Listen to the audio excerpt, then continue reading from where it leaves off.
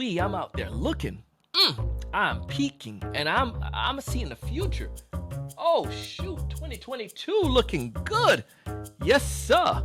The outlook for 2022 is nice, and today's episode, my guest and I are going to tell you all about it. If you want to hear about it, if you want to see it, jump into this episode. You're going to love it.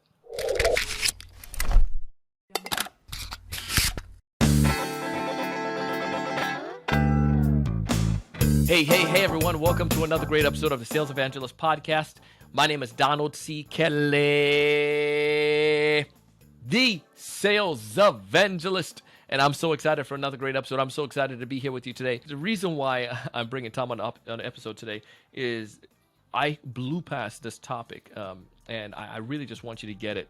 We've talked about it a little bit before on a podcast, but 2022 and the outlook, what are some of the things we need to be aware of? And how does this tie to forecasting? We're going to give you some ideas on this, and hopefully it can help you, your team, and just anyone you know in sales to be able to really ramp up and to really thrive. Let's go ahead as we dive into the episode. Tom and I are going to shape up the point or the problems, and we're going to have a good discussion, and I think you're going to enjoy it. We just went through some craziness with 2020 and 2021. What's on the horizon in your view as this, the revenue guy? Like what's out there? What's some of the things that I'm not aware of that I should be aware of as a sales rep or a sales leader? Yeah, there's three big trends I think that I'm looking at for 2022 and advising our clients. The first is there's a great amount of sales turnover that is likely going to occur this year. Everyone's heard about the Great Resignation, not a lot of news there. But I think sales is really going to struggle this year to retain the best sellers on the team. They're going to be looking to greener pastures, looking to join maybe faster growing groups, faster growing companies. The grass does always seem greener on the other side. And I think there's a lot of sellers that are looking there if you don't keep them uber engaged with the organization. And I also think that when it does come time to deal with that turnover, finding replacements that are anywhere near the capability of some of the good folks that you're losing is going to be really, really difficult and harder than ever to kind of get those people and bring them on board. So that's challenge number one, sales turnover. Challenge number two is that the buyer is changing faster than ever. And I like to say the buyer's as cold as ice, right? They're in control of the buying process. They're cautious more than ever before, so they're doing a lot more diligence on any purchase process, and they're more economic focused than ever. Their job is on the line for every decision. And so it has become decision by committee and decision by risk aversion. And that's going to be a big challenge for sellers as well. And then finally, the third challenge, which is predictability. So you're faced with an environment where your sales team is probably going to be understaffed and may not be as engaged as you need it. The buyer has become more cold as ice, so more difficult to break through, thaw out that freeze. And so predictable revenue becomes even more of a challenge. And this, I think, is the year more than any other year where we've got to put an end to what I like to call voodoo forecasting, which is the basically, using chicken bones and entrails to decide what the number's going to be. Everyone sits in those, forecasting meetings once a week and gets, scrutinized on every single deal, not a lot of value add, and that all gets dumped in a spreadsheet, and some other magician kind of uses their artistic process to decide on exactly what the weighting is going to be, and there is some science involved in those spreadsheets, but there's still a lot of arts and crafts. And then finally a number pops out the end and it invariably is wrong. So buyers are colder. Talk to me about that, and how can I go about fixing that as a sales rep? Yeah, the buyers are, as I said, the first I is the in control. So they've got more resources and more access to information than ever, right? They can go online and find out things that today that, even 2 or 3 years ago, they didn't have access to, with peer reviews and stuff like that. And then when we think about 5 or 10 or even 20 years ago, how B2B solutions were sold, we were in control as sellers of all the information. So It means that you've got to be a little bit more value add in what you do with them, because they've got access to all of the basic information. Now, in that, they also have something really key psychologically, and that's information overload. And this is where Gartner's new sense making comes into play. So the Challenger sale, which was really popular in B2B selling a few years ago, started about a decade ago, and I'm a big fan of it.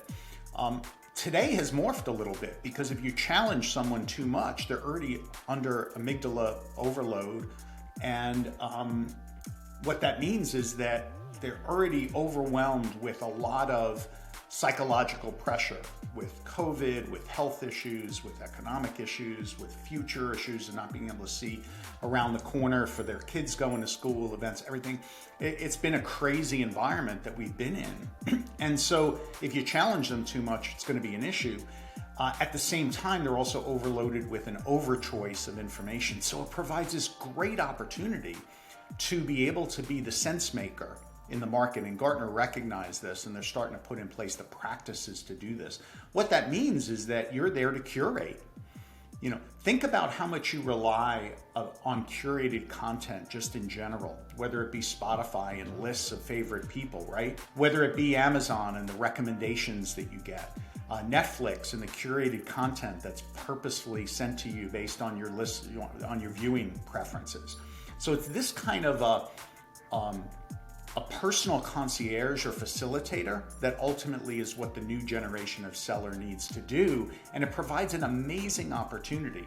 If you think about realtors, they went through this change. They went from having exclusive access to all of the real estate fundamentals, where you couldn't even know what houses were listed for sale or any of the specs on them or anything else, to a democratization of all of that information. So what did they become? Well, they became curators.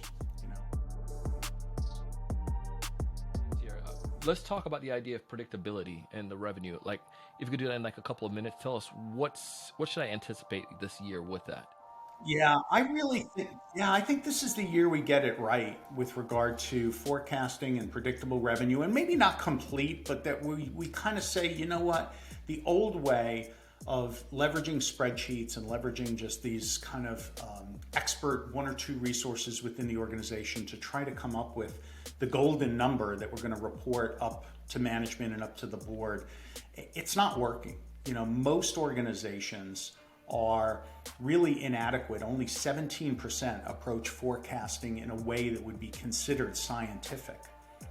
That means a whopping 83% are using some kind of very primitive voodoo forecasting or some pseudo-scientific method, right, to come up with it. And that would be one thing if it worked, but we see that it doesn't. The average sales rep, they spend 2.5 hours every week on forecasting activities. That's each sales rep, besides their managers and their coaches doing much of the same thing. And the individual accuracy rate is about 75%. And then when you look at it in aggregate, 80% of companies miss their forecast by 25% or more. So just ridiculous misses that are occurring. And we know on an individual basis that sellers continue to miss their quota and miss their forecasts. So what could we do better? Well, it really comes down to, we now have the systems in place that are tracking a lot of different things, but a lot of them are silos. And it's a matter of bringing those together. So what are these elements that we could be tracking? Well, there's a lot of sales activity that is being tracked. Meetings, communications, conversations, right? Conversation intelligence is big. How the deal is progressing through the pipeline, the cadence of the interactions. All of this is known information, but it's isolated. Well, what if we can combine that sales activity information with information about content engagement? So that when you're sending someone a piece of content, you know that A, the content was sent, that it was sent as a result of a meeting or some other kind of catalyst, that the buyer consumed it, they shared it with 3-4 people within the organization, who so they shared it with, here's the time they spent with it. So we know how sellers and buyers are leveraging and then engaging with content. We also know about value engagement, and if there are business cases being developed, what are the use cases, what's the pricing, what's the value that's being proposed, and there's buyer intent information. if folks out there listening to this episode want to get in touch with you and to learn from you, what's the best place for them to go about doing so? Yeah, LinkedIn, the ROI Guy, Tom Pisello. Check me out there. And then evolvedselling.com. Evolved as in Darwin, evolvedselling.com. That was Tom Pisello, the ROI Guy. And you can find all of his information in the show notes. Check out his podcast, as well as connect with him on LinkedIn. He is totally accessible. One of those individuals just like gives tons of value, and I think you could learn a lot from him. Also, if you haven't done so, check out my episode with him as well. You can find the details there, as well as Tom's book in the show notes. So many of you out there trying to improve your sales game this year, don't fall into the same traps and the issues that you had last year. Let's change it. Let's do something different. Check out what Tom has to share. A shameless plug. My book it's coming out in May. It's in pre-launch, and I would love for you to check it out as well. It's called Sell It Like a Mango, baby. Sell It Like a Mango. So check out my book. It's a new seller's guide to closing more deals. And it goes back to my Jamaican roots. And, you have people who are selling the same exact product. How do you stand out? What can make them different? And that's what we tie back to in the book.